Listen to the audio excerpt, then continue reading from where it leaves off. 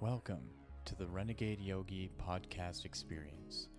Join myself, Zorananda, and this episode's guest as we explore yoga in the modern world. Prepare yourself as we will experience yoga like never before.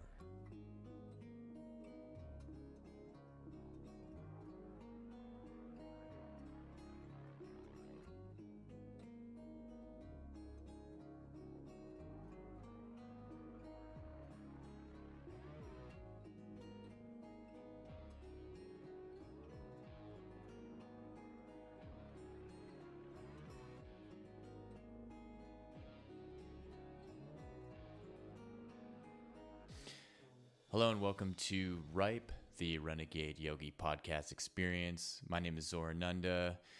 Before I go into this episode with Mark Steeves, I just want to talk about the special day it is today. And when you're listening to this, you know, the time will have gone past, but that's okay. Today is Guru Purnima. And essentially what that is in the yogic tradition is the celebration of Adinath Yogi or Shiva, the original yogi. And it's typically this time of year on the full moon or right after the full moon. And the significance is to recognize that yoga has continued on for thousands of years because of this significant character in the mythology of yoga.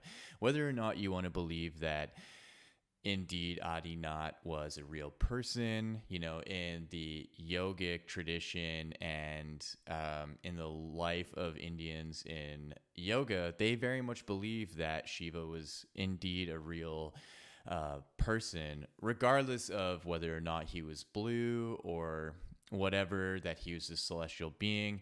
But when you look into people like Yogi Raj, Satgurunath, Siddhanath, in his book Babaji, the Lightning Standing Still, he very much goes into great detail of historical accounts of how and why Adinath, the Param Guru of all sadhus, of all gurus, of all swamis, the avatara that is beyond all, that is complete in all there is. You know, there's a mantra, the Purnima mantra, that, if I can remember it correctly, Om Purnamida Purnamidad Purnamadachayate Purnasya Purnamadaya Purnamadevashishate.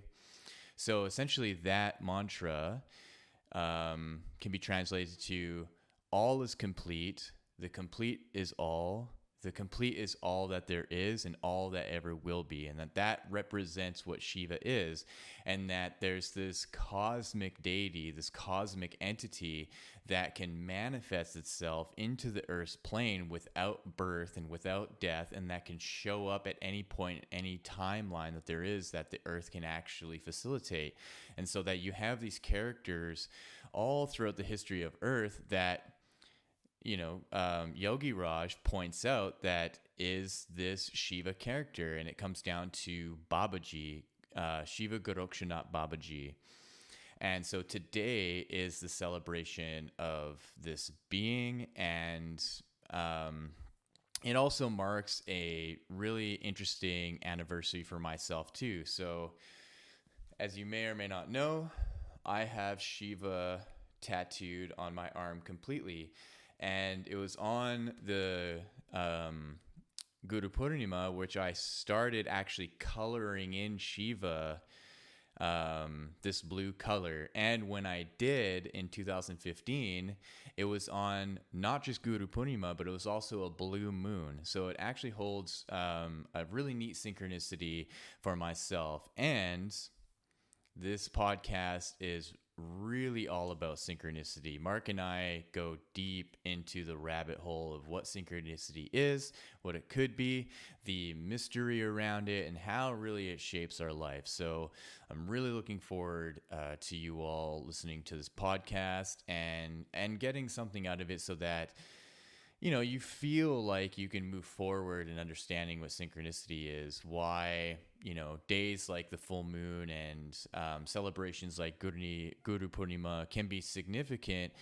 whether or not you're from India, and that how you can go about ritualizing your life in a significant way, and that the synchronicities can actually flow through you from divinity to others. So, hope you enjoy this podcast.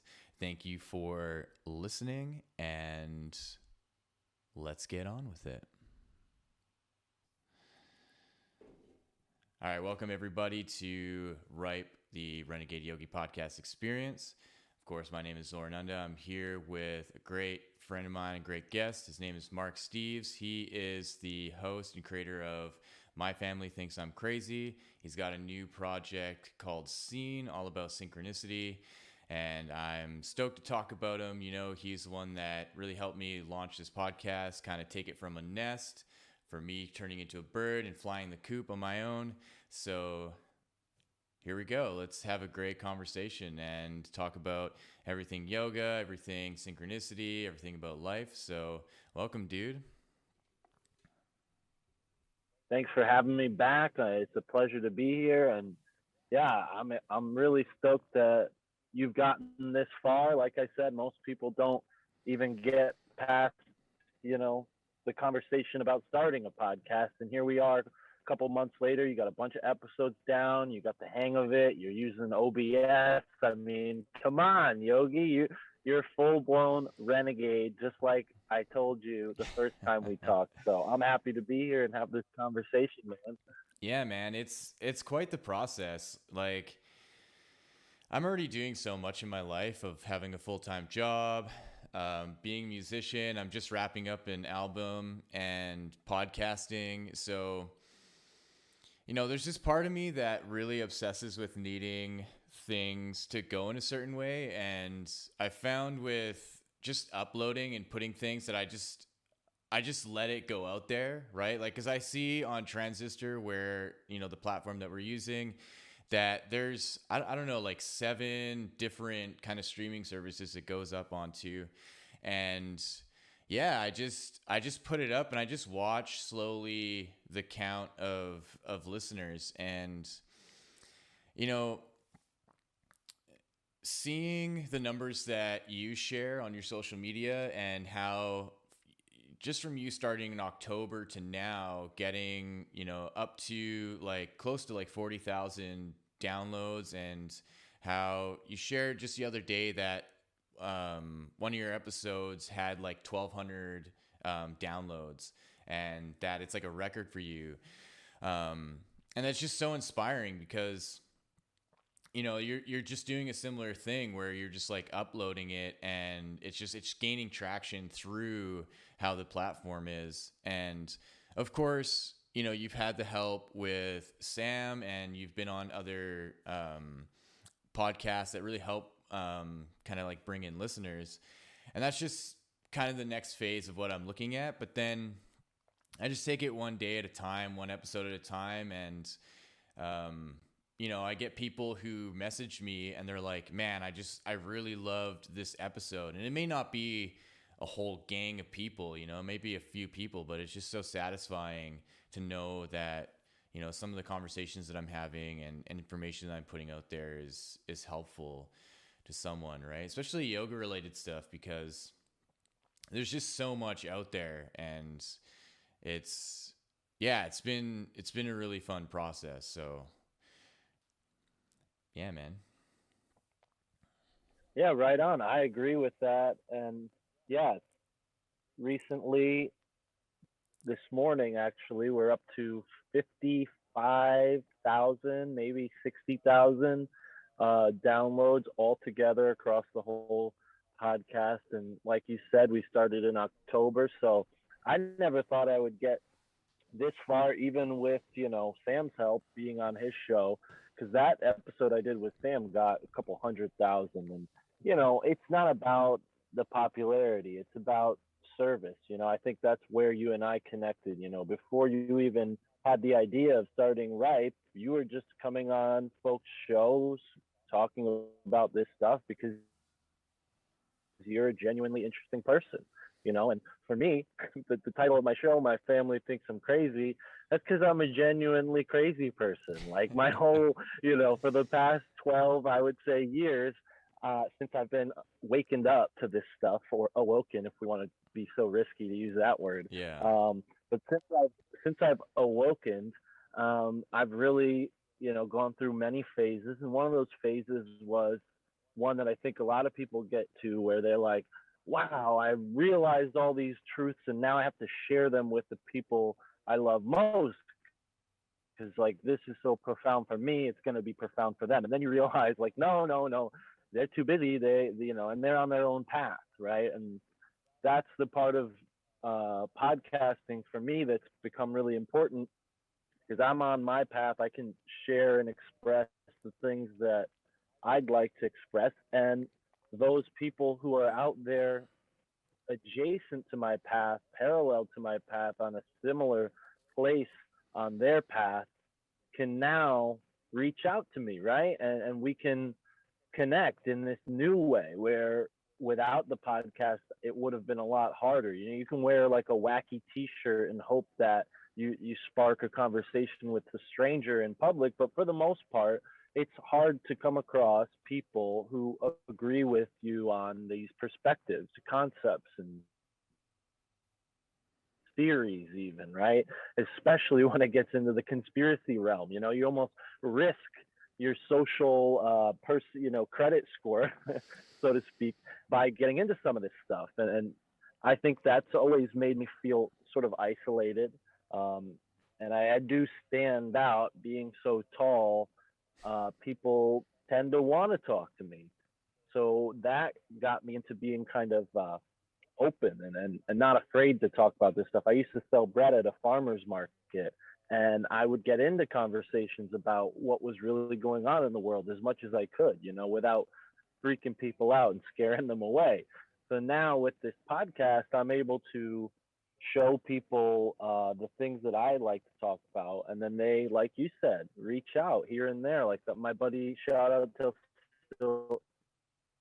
Sylvester out in California. I've never been to California, but now I have a good friend in California who's really cool. He sends us, Patreon donation every month, and always participates, always hooks me up with feedback, which I love, like saying, "Hey, this episode was great," or "This happened," and sometimes I need that because I'm starting out. Like I remember, Sornanda here a couple weeks ago was like, "Hey, man, there's this like weird part of the your new episode," and I'm like, "Oh shit, you're right. I need to edit that out." Like, Mm-hmm. so I love the feedback, good and bad, because it's all building into this uh, thing that was meant to be. And that's gonna maybe start our conversation about synchronicity. But it's like all of the things that have culminated in my life to this point have prepared me to do just exactly what I'm doing. And because I've had the clarity of mind to look for my purpose, I've been able to align myself with that truth. And I think everybody has their true purpose. And sometimes they assign themselves an artificial purpose, and then the meaning of their life starts to fade, and they become very bogged down and beat up, and negativity sets in. And I think, that's the goal of our podcast here. And that's the goal of every podcast I do, is to try to show people the meaning of life. Because even like these mysterious things that we, uh, you know, get in touch with by accident, like, oh, is Sasquatch real, or are UFOs real? Like, as when those questions dawn on you, the larger question of what we are, who we are, what we're doing here, those big conceptual questions start to seep in. And I think that's where my podcast sits, is in this philosophy. Like, let's think about these things. And you're not crazy for thinking about it. But, synchronistically, you and I both were inspired by the Jedi Mind Tricks rap group, right? This is Yeah. something we talked about in our first conversation. And I remember very well, I can see it in my mind right now, landscaping with my father at like 13, 14 years old, cutting lawns, miserable, working on the weekends while my friends are hanging out. And I'm like cutting lawns to make money with my dad, but I was listening to Jedi Mind Tricks. I had an iPod and I would download all these songs from YouTube and put them in my iPod and listen while I was landscaping. And somehow, some way, Immortal Technique and Jedi Mind Tricks made their way into this playlist. And those were the songs I liked the most. Besides all that Jay-Z crap that I also downloaded, like the top 100. Yeah. Because I was just looking for music. I wasn't really like a connoisseur of rap music at age 14. I just happened to find those songs and I gravitated more and more towards those artists. Now, I can name a bunch of them off the top of my head. My girlfriend and I were just listening to some rap yesterday in the car. Like Hieroglyphics is another Yeah, really great Hieroglyphics is band. dope. Yeah. Yeah, Poor Righteous Teachers. But these people were expressing real experience of life in their music, which is so juxtaposed to what's popular in music, which is like a commercial, plastic, fake version of what life is. And I always gravitated towards that, independent, and as my taste changed, I started to be interested in rock music and different types of music. And then I found like the Joseph Campbell archives on Spotify, looking for music. I happened to find Joseph Campbell's lectures, right? And that's when this kind of thing really got going for me, because now I'm listening to this high level mythology stuff that I was interested in. And, I got to tell people, like, when it comes to, the podcasting thing, like, it's synchronistic, the reasons why I'm speaking like this. It's not because I've done all this research and like, come on over here and pat me on the back and tell me how smart I am. It's like, no, no, no. All of this stuff has come into my life for a reason, to be able to share it with you. It's not a matter of ego. And I'll explain why I'm bringing that up, because when I was listening to the Joseph Campbell lectures, I wasn't taking notes. I wasn't, I wasn't in a classroom. I wasn't being tested. I was just washing dishes in a deli, and and sometimes I would like tune it out, but I was listening to it, and it all kind of worked itself into my unconscious. And I think a lot of people, when they listen to podcasts, this happens to them, and they might beat themselves up and be like, "Oh, I wasn't paying attention. Like I should have, I wish I could remember stuff as good as he can." Like, no, no, no. This years of listening to stuff and not remembering. And Yeah. then what's beautiful is synchronistically, your higher consciousness draws that information out and then adds to it. If you want to talk about the Akashic record, I truly believe that, once you have a framework of what the real is and what truth is, spirit can then come and fill in some of the blanks. And it's only in these conversations that we're having where spirit and, my consciousness, if we were going to put it in spiritual terms, I'll call it spirit. But for those who aren't as spiritually minded, we can call it higher conscious, conscious, and subconscious. And Yeah. this is studied. It's verifiable.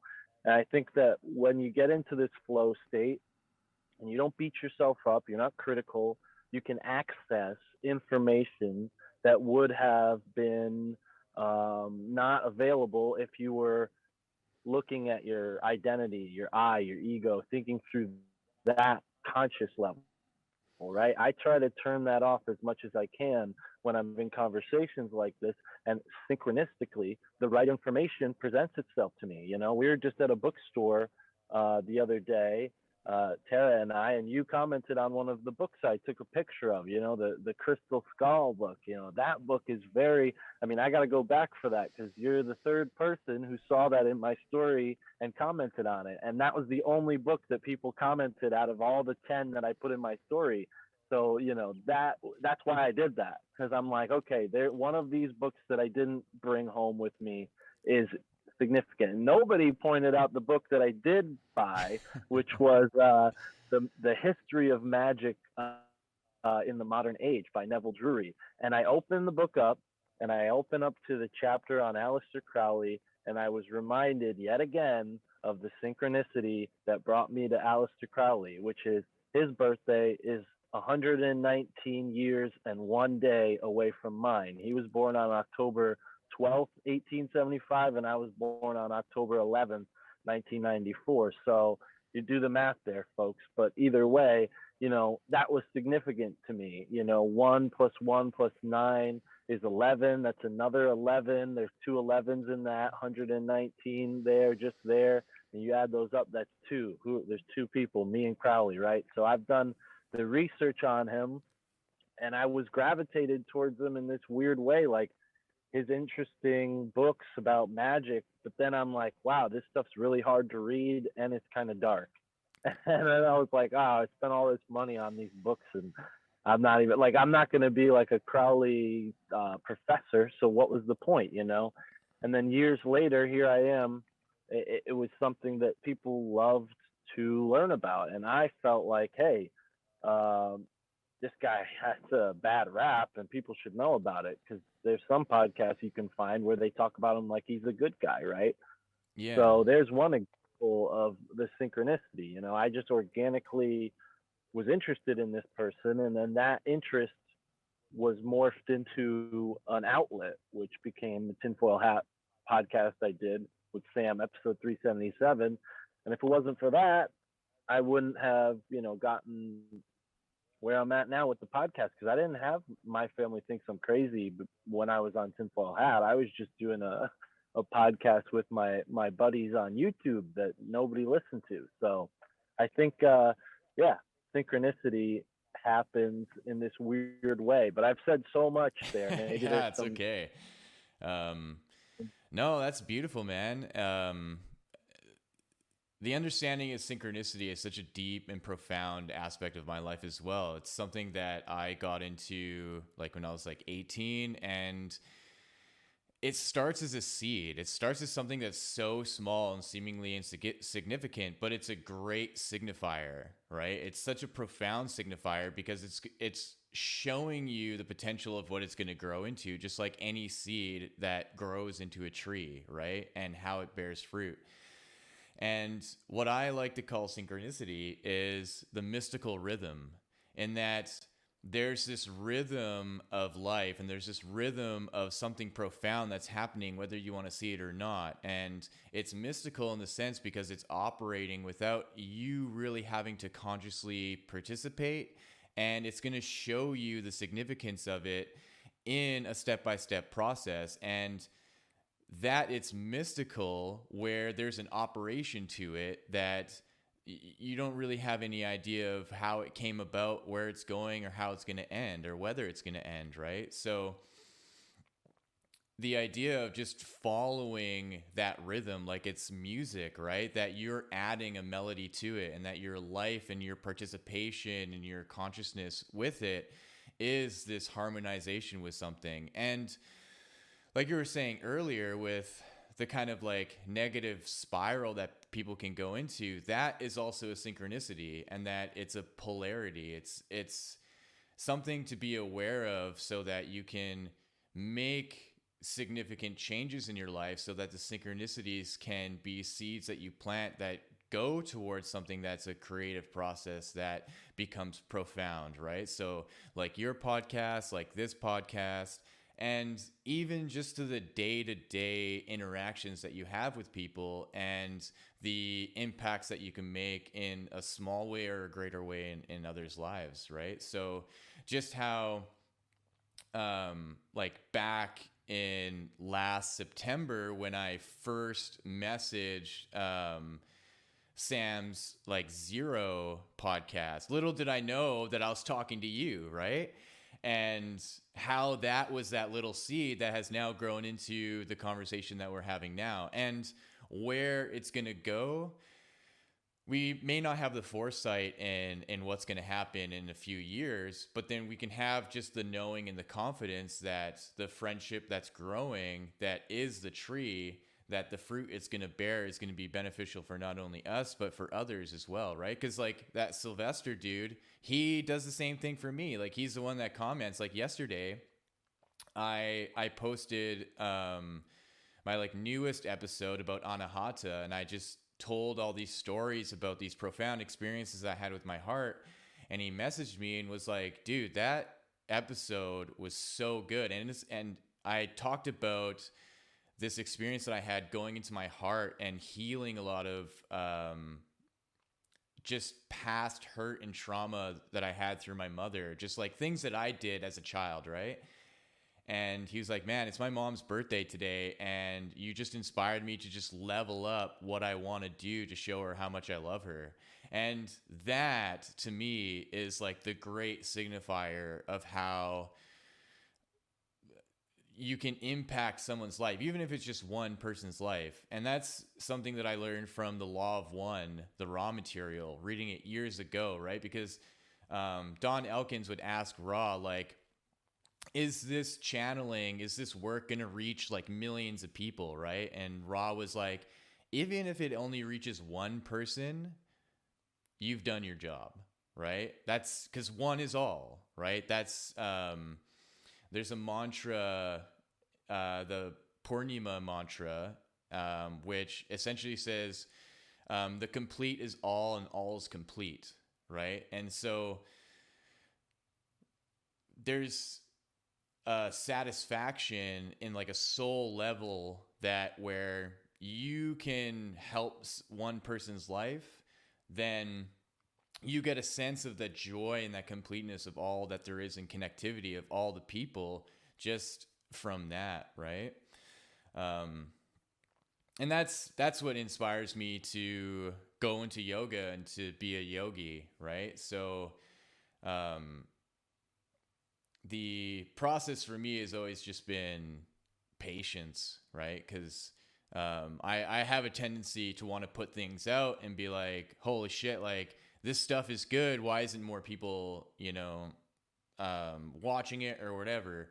And it's a trusting the process of that mystical rhythm, that the operation behind it, my conscious mind, my left brain will have no comprehension of how that works. And I just got to trust that the higher mind is taking care of it.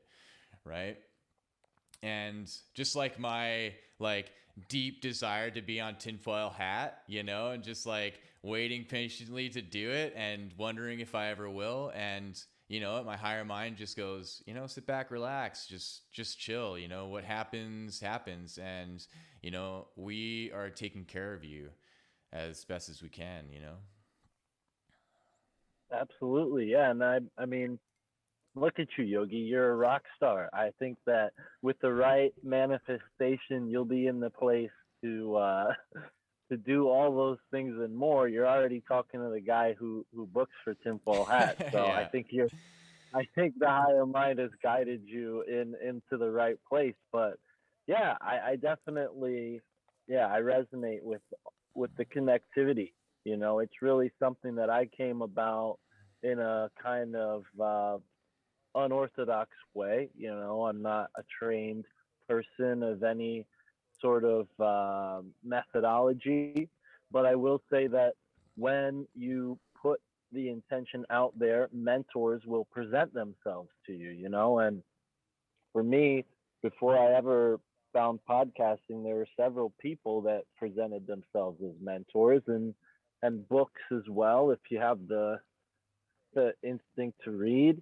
But again, same thing, same point I was making before about podcasting and like stressing yourself or being too critical on your ability to retain things. It's like sometimes I just flip through a book and see what point, sticks out.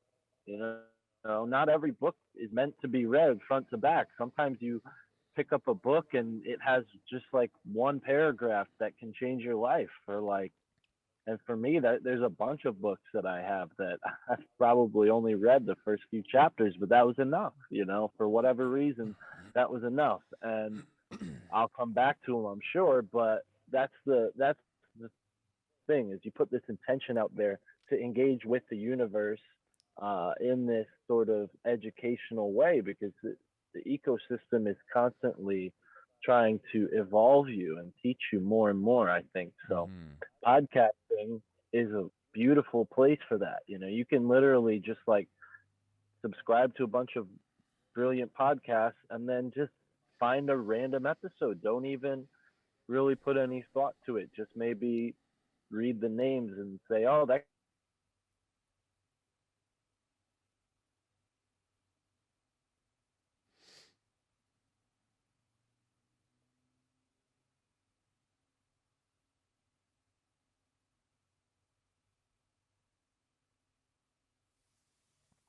interesting." And I'm sure Ripe is doing the same thing for people. And it's just a matter of time because it's out there, my man. Yeah, and I was thinking just yesterday this idea of being like an expert in something and how it's stigmatized around higher education. And I was like, you know what?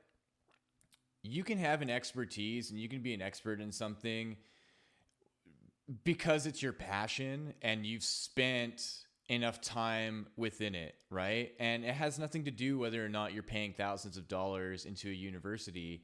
And who's to say who's an expert, especially nowadays through social media and all the misinformation and bullshit? Like, like for yourself, like you can be an expert on synchronicity just because of how you lived your life and how you've curtailed the way that you really navigate it. Just like you're saying, like you can pick up all these books, and the way that you're like your expertise on synchronicity is that you're just looking at exactly what is going to be within that book that's going to give you that continued like flow of finding the synchronicity. So you look into it and you read a couple chapters and you're like, yeah, that's exactly what I needed. And then the next day on your podcast you end up bringing up that topic because it just comes out naturally, right? And then it ends up just creating a web between all your other listeners, and they're like, holy shit, like that's what I was thinking about the other day. Or they end up getting the book and it ends up helping them. And yeah, so I think the passion involved with really following your intuition on what it is you love to do and why you love to do it is what's going to bring in the people that are going to help boost you up in that realm. And I think that's why we also get information and we bring people in that are on the darker side, like why is it that Aleister Crowley keeps coming up into your life, right? That there's a signifier there and that there's something to learn from that in what not to do and how to navigate a realm that we're all in because of this polarity of like good and evil, light and dark. That it's this idea of like knowing your enemy, right? And it's going to shed light on who you are as well. And that it comes down to just being information. And then when you provide what you're passionate about and the information that you're giving out, then you're well equipped to deal with the synchronicities that we are just unconscious about, that want to bring us down and that they want to halt us, they want to stop us. And then we can be reminded, you know what? When I was reading this stuff from Aleister Crowley and I was seeing how like dark it was and I see how his life ended up, I know how to respond to these synchronicities that are trying to lead me in that way Mm. by being more loving, being more compassionate, and seeing the like you were saying, the synchronicity in the numerology between his birthday and yours, and that you whittle down the numbers to this 1111, and then that is this like shining beacon of going forward in the positivity of that.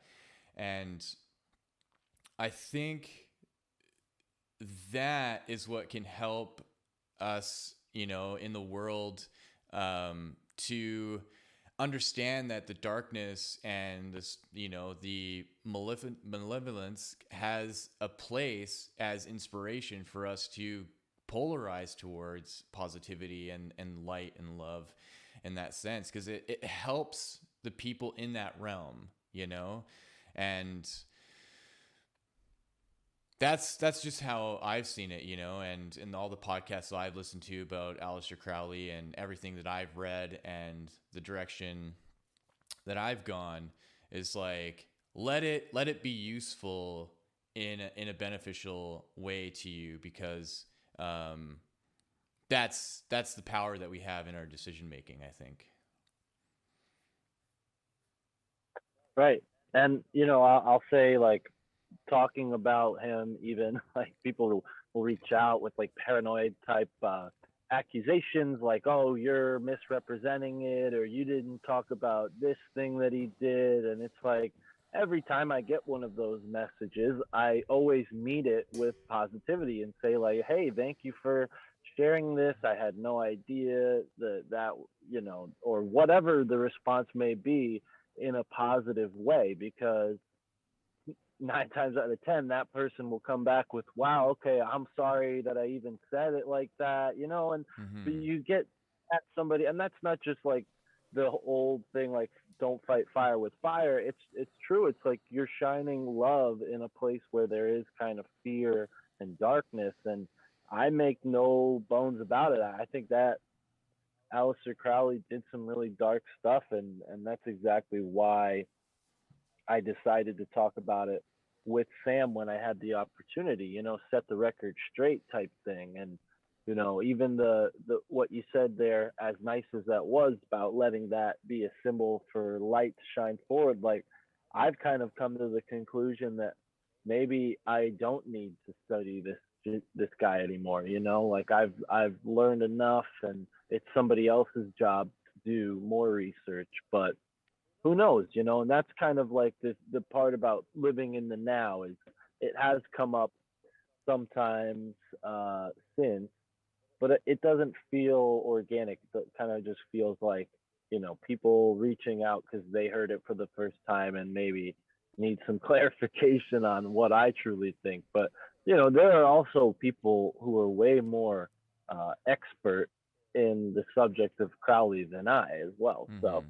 thank you again. I mean, calling me or saying that there could be an expert of synchronicity, I never thought of that until just now, and I like that. I think you're absolutely right. What is an expert? Somebody who experiences something enough to be completely knowledgeable about it. I mean, that's all it is. So I think that that's definitely the direction I'm going in, and that's why we've started this project, my girlfriend and I, the synchro mystic exploration in the ever expanding now, or the synchro mystic experiment in the ever expanding now. Man, that's so Either great. way. I love that name. It's so good.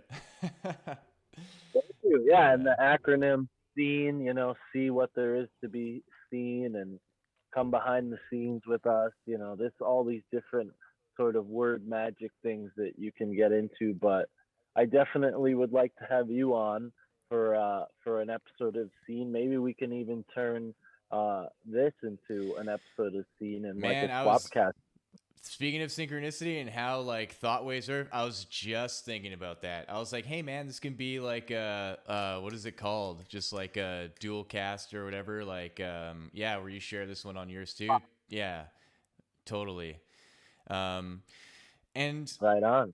I was just thinking about you know, there's a lot of power in magic, obviously, and synchronicity, and um, you know, the idea of Aleister Crowley and why it's so appealing is the stories and the myth around how powerful he was, right? And like and people want to emulate that, and they want to try to go out into the world and make an impact for themselves emulating this power. But there's an experience that I had maybe like 10 years ago now that really showed me the power of someone who is very discreet and um, not very well known at all, but is very spiritually advanced. It was this qigong master named Michael Shen. He was like, at the time, I think he's already passed away, but at the time he was like probably in his 80s. And my friend Chris and I did a qigong workshop with him, and I just remember like at near the end of the workshop, because we were doing the qigong practice, and he turned off the lights, and he's like, okay, just like do the practice, and then stand still. And then he was going around, and he walked up behind me, and he put his hand on my lower back, and his hand started shaking, and I felt this straight up power come out of his hand into my lower back, and this like immense heat, it like grabbed my lower back and just like vibrated, and it got super hot, and it just dispersed throughout my body. And then he put his hand on my shoulder and went to my ear, and he's like, now do something with it, and walked away. And I was just like, holy shit. Like, what the fuck was that? And it was just so visceral and so real. And that to me is really what like the power of magic and energy is where you can be someone where the world doesn't even know about you, and you're just going around doing these little workshops. You have someone that's helping facilitate it, and you'll just naturally be drawn to someone that you see will actually be able to take in what this is. And then there's going to be this divine intervention of the synchronicity where the higher minds meet, and beyond what I've already had a communication of like, yeah, we're going to be able to do this through, where the idea that you need to emulate someone who is trying to be so flashy and trying to like prove that there's something so powerful. I think that's like the power of illusion and the like manipulation of that energy. And so that's what inspires me to act in a similar way, right? Where I can be this conduit to bestow, like, not to that extent. I mean, I don't at all have that ability. That was freaking like intense, right? But that is in me as something, even a fragment that I can share with people and to inspire, so that they feel that little bit of fire in them, so that they can go out and make a positive impact. And I was thinking earlier, you know, because like me, you have like a library of books. I think your collection is probably 4 times as large as mine. But there comes a point where, whether you've read them or not, there's like an assimilation of the like the presence of it. And there's a point where you will be able to stream this information, and that, I think, is what creates a kind of expertise, right? Where it's in your subconscious, and you don't have to try to regurgitate anything, and you are allowing yourself to just flow this information, and it's just naturally going to be impactful, right? Right. And this is why, the study of secret societies and the occult and people like Crowley, that's why, this conversation might seem like it's like a self-improvement type thing, because listen, folks, when you go into this conspiracy realm, that's what everybody is doing. They're trying to, you know, change their consciousness to be a more powerful presence in their environment, and to impose their will on their surroundings. And I think the reason why that seems like evil and scary is because the will unchecked by the heart can do some pretty terrible things. Mm. So the approach that you've taken through yoga, where you're strengthening your body, you're strengthening your chakras, you're strengthening your heart and your mind, this is the true approach. And I think the two roads kind of meet at a crossroads where some people approach this type of cult self-improvement from the secret society way, and some people approach it from like the spiritual way, but it's all the same. It's just person to person, just like this qigong master taught you something and actually showed you the power of your energy. For me, that was my mentor Amos, who showed me the power of his voice when he would stand in front of the Skull and Bones tomb in New Haven on High Street and scream Geronimo's name in honor of Geronimo, whose skull and bones are actually in that tomb, rightfully so. And from there, I've had moments in solitude and now with my partner where we've used our voice to feel that energy that you're describing with the qigong master. I think anybody can find their own practice. Something that kind of came from for me was the Carlos Castaneda book, and he's talking to Don Juan for the majority of the book, but in some parts Don Juan's like, well, you should learn from these other masters instead of me first. So he takes him to a guy who's like powers the ability to dance, and he's like dancing. And for me, I'm like, dancing? Like, I wasn't reading the book to learn about dancing, like this was Mm-hmm. so far fetched for me at the age, especially at the age of like 17, 18. Like the last thing I want to do is dance. So, but that now dawning on me is like, yeah, everybody has a different archetype. Everybody has different skills that they're predisposed to, right? Back to our purpose, our actual purpose. And for some, that could be qigong and moving this air, or moving your body with the rhythm of water. And for me, I think like the earth and the sky, like here in North America, those elements seem to be very strong. And after having this conversation with Laurel Erica, I'm like pretty convinced now that what I've been engaging with is elemental magic in some way, like the Mm. magic of the elements.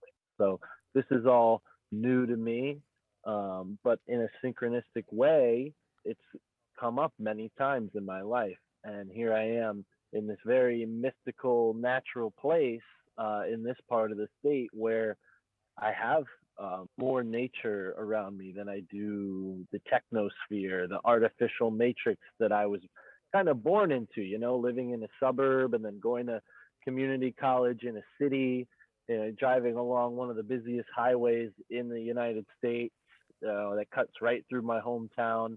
So it's like, it's nice to get away from that fast pace.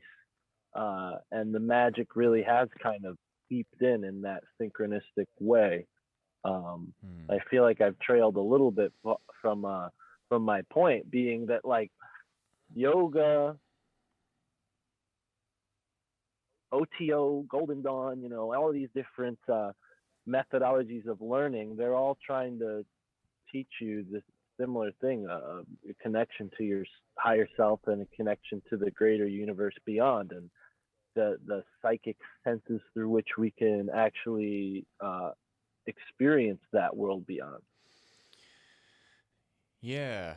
And in all of my research of yoga and the occult, what I found is that so essentially in the 1800s, um, the Western world, like prior to basically 1820, I'd say the early 1800s, the Western world didn't even know about yoga. Like it was very much contained in India. And what started happening is you have people like Madame Blavatsky, you have Charles Webster Leadbeater, you have Aleister Crowley, you have Alice A. Bailey, and a whole host of others who essentially started to go into India to specifically try to find yogis. And the thing that essentially happened was that most of them couldn't find any yogis because they were still hidden. They were still in the Himalayas. They're still in the jungles. And the extent that they could bring yoga back into the West was just through the literature that they can find. Until a person, and I have a picture of him right here. This is one of my teachers. Let's see, Swami Vivekananda. So he was the first yogi to come to America in the mid 1800s to teach about Raja Yoga.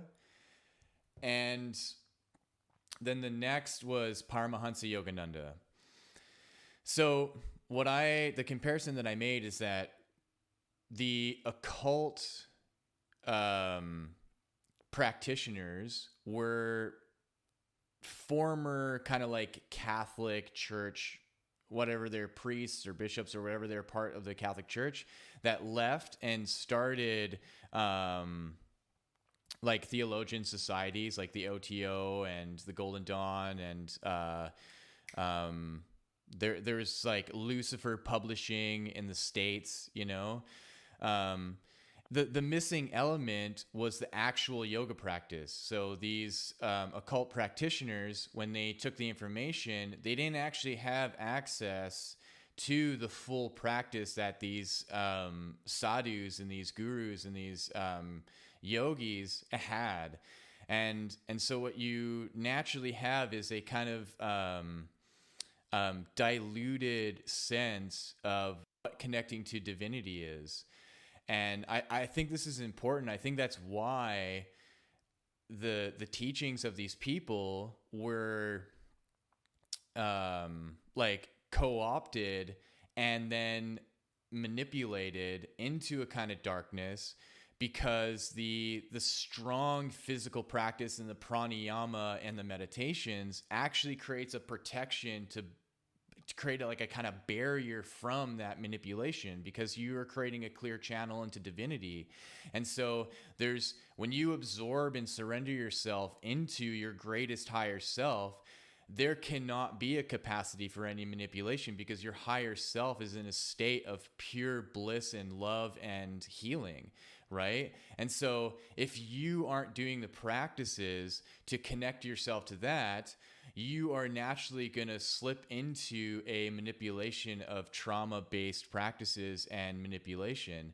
And this is actually something that I wrote down earlier to get into, and why yoga is actually so deeply ingrained with healing, because your divinity and your higher self is perpetually in a state of healing.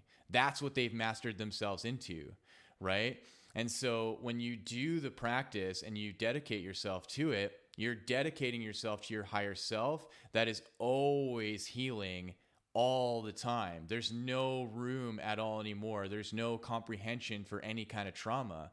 And so when you allow yourself to go into that state and you come back into your body, which has trauma, right? Because that's the polarity of the human condition, is that there has to be room for both, right? In the light and the dark. And so you address your trauma through the connection that you have with your higher self and the healing capacity that it has for assessing it. And that's why what can be more beneficial is looking into the originators of bringing the yoga system to the West. So someone like Swami Vivekananda or Paramahansa Yogananda and so on, where then you can see that the information from the occultists are naturally kind of twisted. It's naturally geared towards their own self-preservation, and you got to think about the time, right? This is 1800s. This is at a time where there's very deep suppression from the Catholic Church, especially sexually, right? So one example is Charles Webster Leadbeater. So he actually is the first person to write the book about chakras in the West. So everything we know about the chakras in the West comes from him.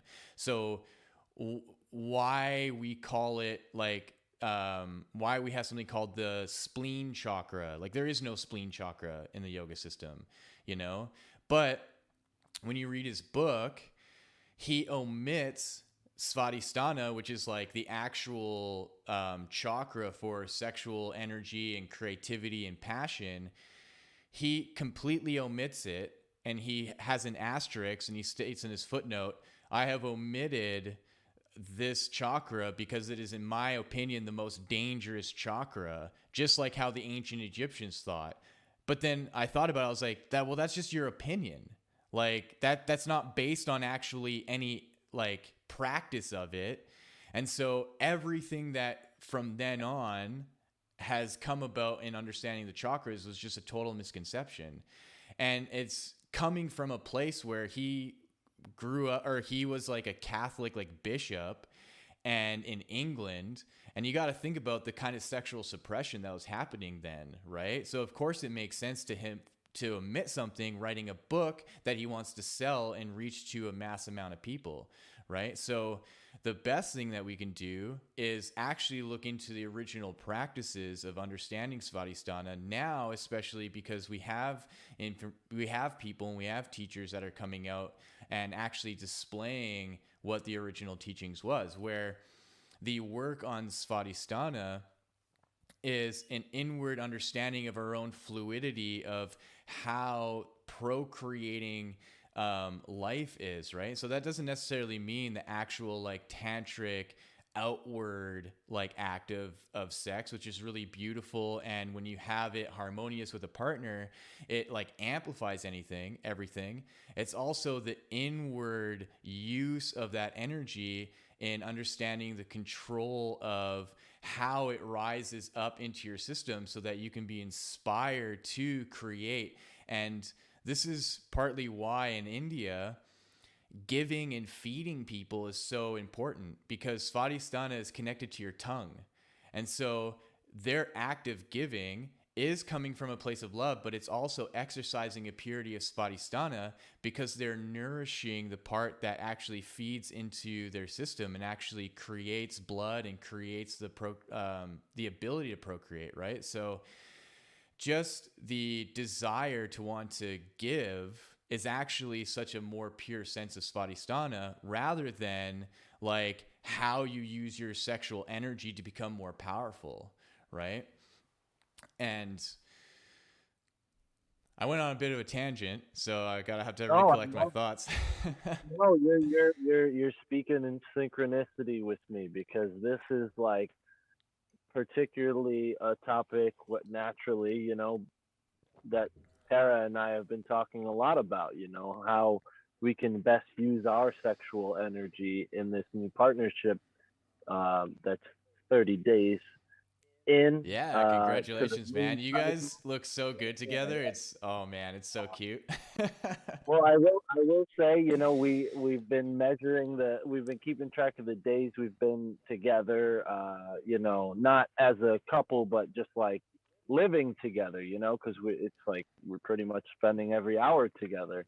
And it's funny, like we're using the moon cycle, right? Mm.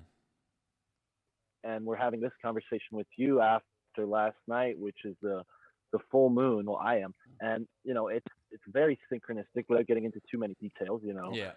But yeah, the sexual chakra, I think, when it comes to the occult and lead beater, there's very much a suppressive energy still. And at that time, that led to Crowley being the most dangerous or the most wickedest man in the world. I mean, that doesn't shock me that he was like, yeah, that's the most dangerous chakra, because of the West, they're trying to control culture. And how else do we influence culture but with creativity, right? I mean, Mm-hmm.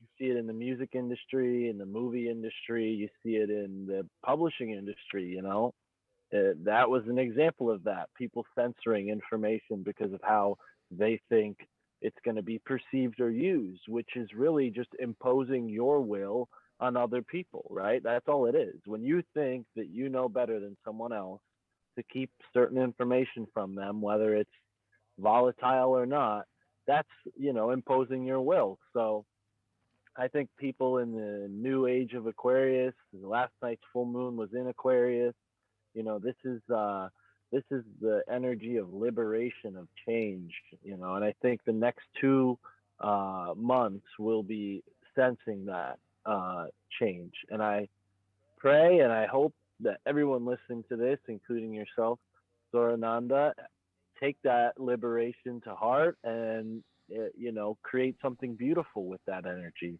Create something that gives back. Create Mm-hmm. something that nurtures. Because that's what we're here to do. We're here to nurture the planet and take care of the planet, take care of our environment, our ecosystem, take care of each other.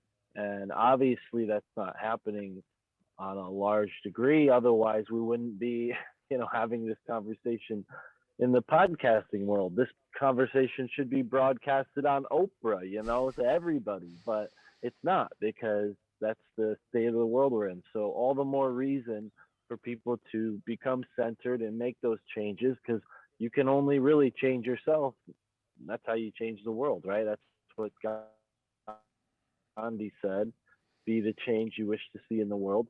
And I think that's what I've tried to do with my podcast. My family thinks I'm crazy. It's a true statement. And I think when people start getting into this stuff, their family will think they're crazy too. Oh yeah, I remember when I was like just getting into conspiracy theory stuff, and I'd tell my dad about all this stuff, and he'd kind of brush me off and be like, yeah, yeah, whatever. And then I don't remember exactly what it was, but I was telling him about something that was happening in the world or something that was going to happen, and then like one day he comes up to me and he's like, "Holy shit, you were right," because I just heard on the radio or I just heard on TV this thing that's happening, and you told me about it like 3 weeks ago, and I'm like, yeah, and that's why it's important to look into information on your own. And it's so interesting because this whole like do your own research has like been co-opted in such a negative light of like, no, you can't do your own research because you're not an expert and you need to like learn from people who have done and like blah blah blah, right? And now, man, he just like scours the internet for all sorts of stuff, and he's just educating himself on things, and we have just the greatest conversations about world events that wouldn't happen if I didn't tell him those things those years ago, and if he didn't come to the conclusion like, holy shit, I can't trust the television. I can't trust the curated information that's being like packaged and sent to me. I actually have to go into the internet and I actually have to pick apart things and put together ideas myself. And that is what's I think is just so powerful about the internet. And it's something that even has allowed me to come to conclusions about history and about the state of the world, where I'll watch a video from one person, I'll watch a video from another person and another person and another person, and I string it together and I say like, holy shit, it could be possible that there's something like Tataria, there's something like an erased history of the fact that the cities that we live in already existed, and that the colonizers, that the royalty, they knew about it and they sent people over to take over, and that's what Freemasonry is. That it's literally free building, that they came in and they took what was there and they rebuilt it, and they have their whole society that runs it. Like the city that I live in, Edmonton, like no one knows this. It was created by 532-degree Freemasons. And one of them is a man named Alexander Cameron Rutherford. And he created the University of Alberta. He was the first premier of Alberta. And there's this fucking creepy statue on the University of Alberta campus of this guy in a robe, and Alexander Charles Cameron Rutherford on his knees holding the guy's hand, and the guy's hand's like this. And it's like, like what the fuck is that? And so it's important to really get into all these like different all this different information to string it together to paint a picture so you can come to a conclusion for yourself of what could possibly make sense.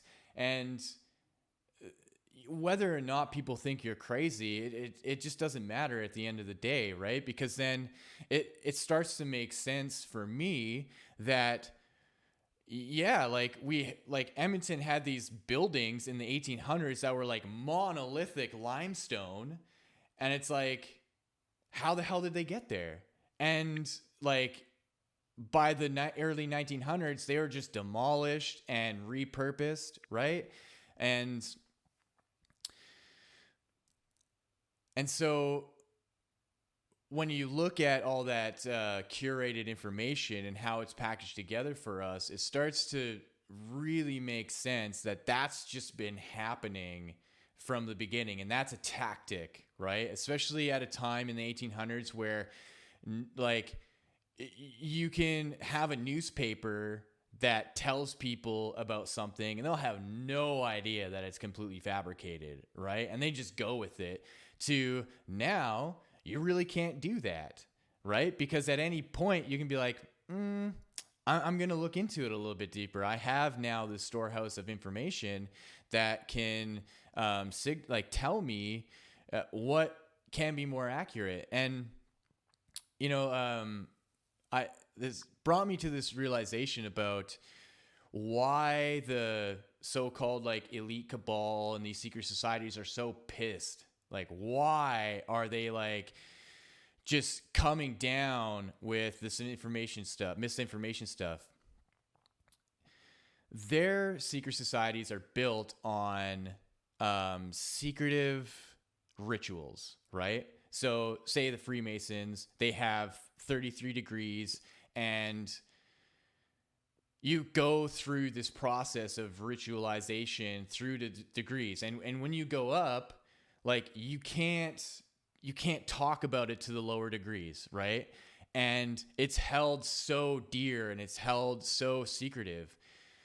But now anyone can find out what those practices are, and they can do it themselves, right? And they can get to a point of self-realization within themselves and uncovering what these rituals are that, say, like a CEO of a company who's a Freemason, and in order for him to become the CEO, he had to rise the ranks of this secret society. He had to go through all these crazy rituals, and, you know, it may have taken him like 10, 12 years or something, where any one of us just sitting in our room can just like look up on DuckDuckGo all these crazy rituals and just be like, holy shit, like I know it, right? So yeah, of course, this like top CEO is going to be super pissed off because he's like, well, fuck, I just went through 20 years of my life to try to find out all these secrets, and then this dude in his basement can just have access to it whenever he wants, right? And so that's where I think these people are like really losing their power, because now anyone has access to it because of leaks that people do. And that I think we really need to take advantage of, and to see that, okay, these guys were doing rituals to put themselves in this position. I can do my own rituals to put myself in a position where I have power over the domain of my own sovereignty. And I don't have to even really worry about whether or not they're more powerful than me, because I know the secret that within me is the mystical rhythm, within me is the synchronicity, within me is the divinity, and I can make up my own fucking magical ritual. And I have all these books and I have these things that can kind of show me a guideline and a template. And maybe, yeah, these ones are a little dark, and yeah, these ones are a little bit light, but yeah, they're a little bit fluffy. So why don't I just pave my own way in being a ritualistic human that is a powerful being, and showing that I have a presence of divinity within me, and I can just follow that path in my own life. And yeah, maybe I don't become a fucking millionaire or billionaire. Maybe I don't have a podcast with millions of views, but I'm going to be able to have an impact that is so much greater, and I'm now free of the shackles that these powerful elite have put on me from trying to hide all this information, because now it's so much more accessible. Say, you know, like there's nothing new under the sun, and this like spiritual war that's taking place, where people are getting all of this information secretly, it's being coverted. Like people have been joining these groups and then going and spilling the beans for hundreds and hundreds of years. So I think they have all these layers through which they're able to hide the real truth, and Mm-hmm. there's still more than you can find in books and in podcasts. So I would say for people out there, it's like just be your own judge and judge based off your heart and your intuition. And that's kind of how you follow the synchronicities too, is by following your heart and following your intuition and recognizing the signs, symbols, and synchronicities that are adding up to the overall story that is your life, right? And if it is a story, write it the way you want to write it, and don't let all of these disempowering messages get to you, because that's what the culture creators are trying to do, is disempower you and help you forget more and more who you are and why you're really here. And the truth is so much greater. I mean, you just touched on all that awesome stuff about Tartaria. People can go and listen to the not the latest episode, but episode 59 of my podcast, where we got into some really great stuff about Tartaria with Ari Asalin. But yeah, Yogi, this is, the second of many conversations, I'm sure, or the third, really, on a podcast of many conversations that we've had, and many more to come, I'm sure. So thanks for having me, man. It's been a real pleasure, and people can check me out at myfamilythinksimcrazy.com, and please go support us on Patreon, patreon.com/MFTIC, if you want to get the scene behind the scenes and see what there is to be seen. Very excellent, man. Yeah, thank you so much for coming on and having this great conversation.